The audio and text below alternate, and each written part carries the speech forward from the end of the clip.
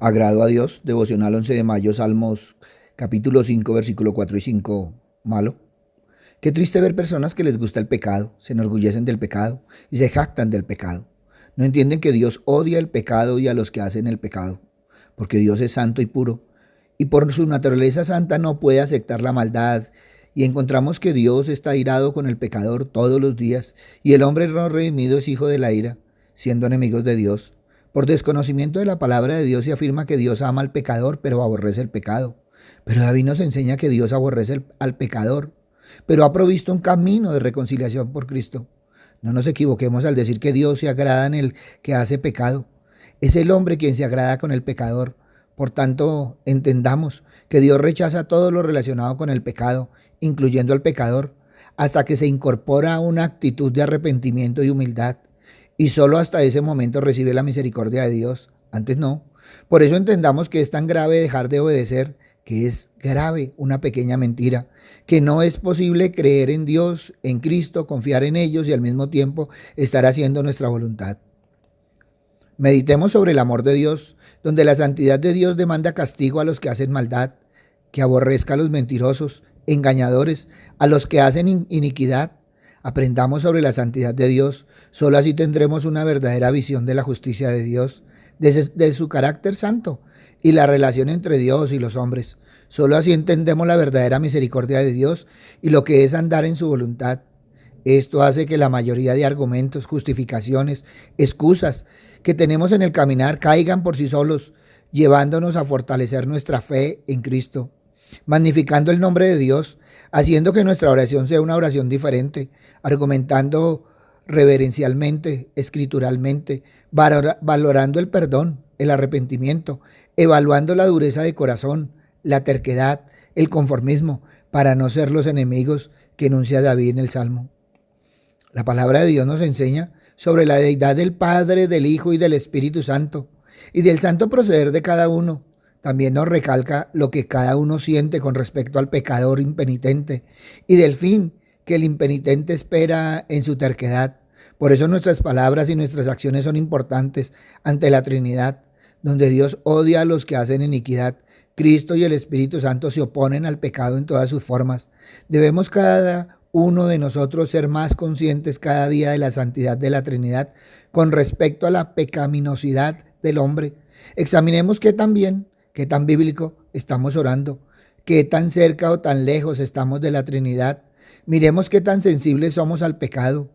¿Nos queremos acercar a la Trinidad, que es sensible al pecado? Es sensible a cualquier cosa que se interponga en el camino de bondad y justicia. Evaluemos si hemos hecho cosas malas o si hemos permitido o hemos sido indiferentes ante el mal que se propaga. Dios jamás es injusto, solo que muchos no aceptan la misericordia y deben hacer frente a la justicia de Dios. En la guerra declarada por Dios contra el pecado, hace necesario tener un corazón arrepentido para no recibir el enojo de Dios, donde toda palabra y todo acto es probado o reprobado por Dios. Esto nos debe llevar a examinar nuestras palabras, nuestros actos, si están bajo los parámetros y preceptos de la palabra de Dios, si nuestro proceder diario está dentro de la voluntad divina, ya que somos nosotros los que libremente escogemos qué decimos y no decimos, lo que hacemos y qué no hacemos. Si esto nos lleva más cerca o más lejos de la Trinidad, dejemos la costumbre de pensar en los que no creen, porque todo esto es también para los que creemos. Entendamos que la Trinidad se complace en hacer el bien, pero no tolera la maldad, el pecado. Por tanto, no podemos hablar de una relación cercana con la Trinidad si estamos en lo más mínimo inmersos en el mal, en la injusticia.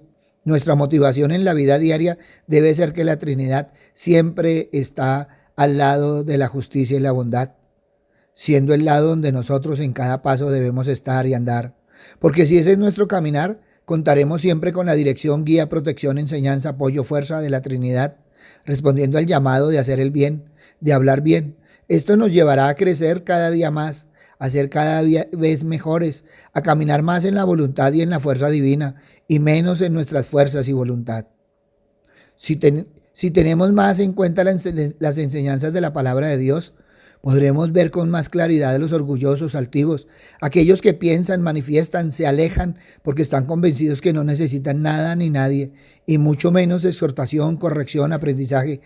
Con lo que tienen, con lo que dicen, con lo que saben, es suficiente para su relación con la Trinidad, desconociendo que según la palabra de Dios no pueden estar en la presencia de la Trinidad.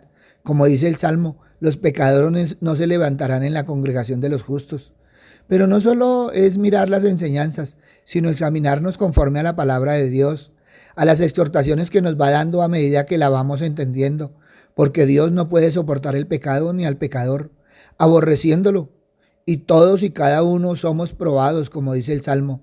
Dios prueba al justo, pero al malo y al que ama la violencia, su alma los aborrece. Miremos si aborrecemos todo lo que tiene que ver con el pecado.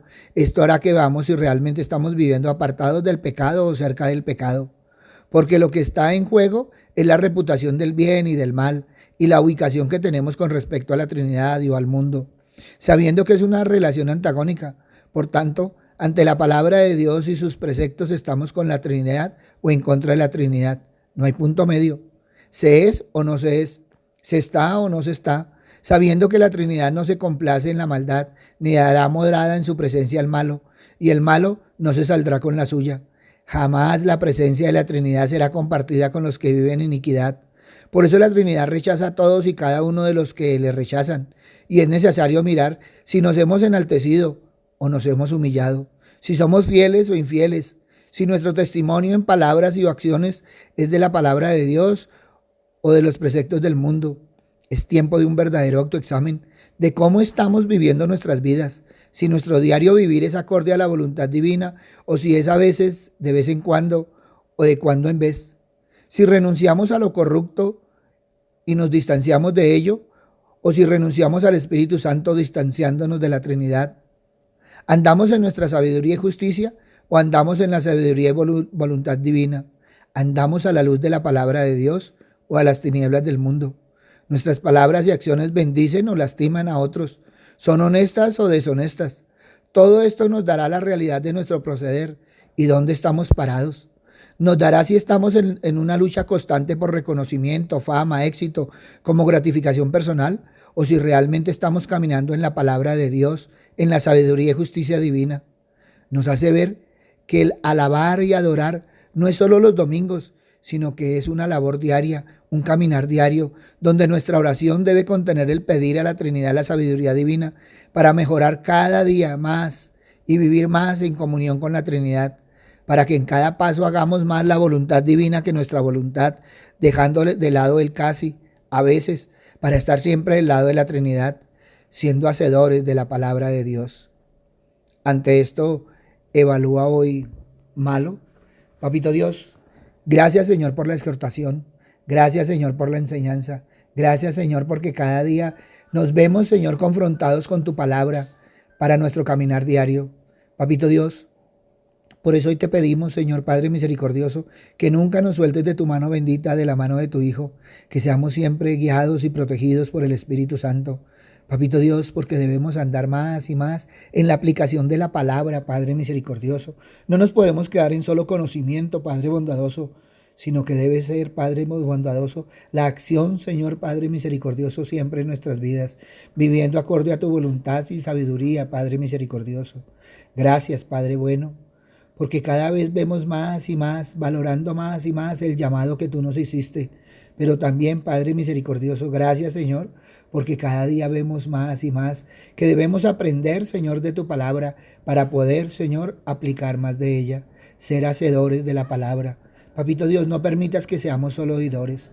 Por eso, gracias, Padre bueno, porque nos lleva a examinar nuestro corazón y nuestro caminar y saber, Señor, Padre misericordioso, que estamos caminando en ti, en tu palabra, Padre misericordioso, siguiendo los preceptos de Cristo. Gracias, Padre bueno, gracias, Padre amado, en el nombre de Cristo Jesús, para gloria y alabanza tuya. Amén y amén. Buenos días para todos, les habló el pastor Walter Bernal de la Iglesia Su Gloria en mi Bogotá. Un abrazo, muchas bendiciones y evalúa hoy malo. Si esta palabra tocó tu corazón, compártela. Muchos necesitan evaluar malo. Si necesitas palabra, ve a nuestra página web, Su Gloria en mi Bogotá, o ve a nuestras redes sociales. Allí encontrarás palabra del Señor. Buen día.